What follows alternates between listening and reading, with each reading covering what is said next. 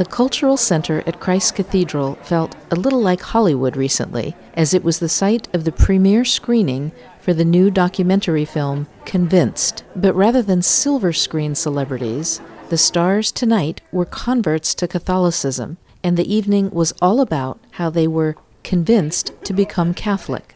OC Catholic TV sat down with the film's producer, Don Johnson, prior to the screening to learn more about why he made the film.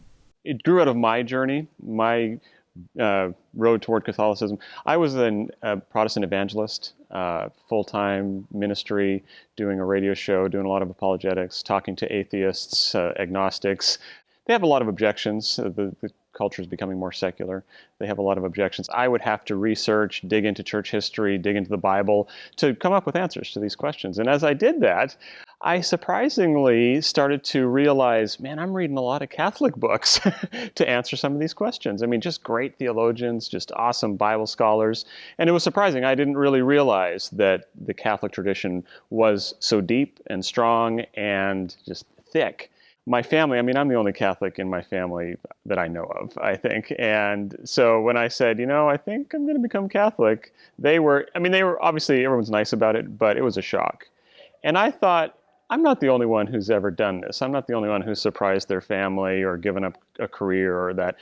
I know there's other converts out there. I set off around the country to try to talk to a few, and God just opened doors. I ended up, everybody said yes, and then they would say, oh, you need to talk to this person, and they would say yes, and so a documentary came out of it.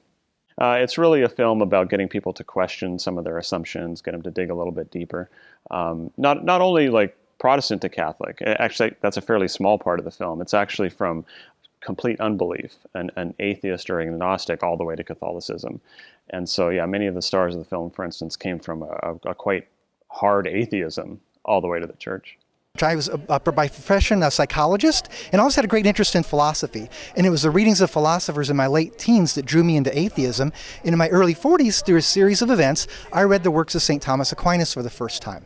And that showed me that reason and faith were not as opposed as I had learned and thought for so many decades. So it really drew me back to the church. At the time, I also learned then about Pope John Paul II talking about faith and reason and how they're so compatible. So I was just delighted and surprised after 25 years of atheism to be able to come back to Christ and the church in my early 40s back in 2004. For me, the real problem was, I was okay with positing there just is a transcendent truth that's also good. I don't feel like I need to talk about that as God. The problem was, how do I reach it? That as a limited, finite, material, quasi-material person, how do I reach all that way up?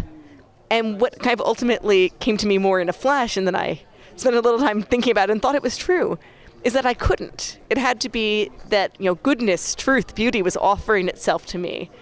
And that's when it sounds much more like I'm talking about an agent, a person, something you really could call God, not just a great rule book in the sky that I happen to be able to consult. I basically realized everything fit together.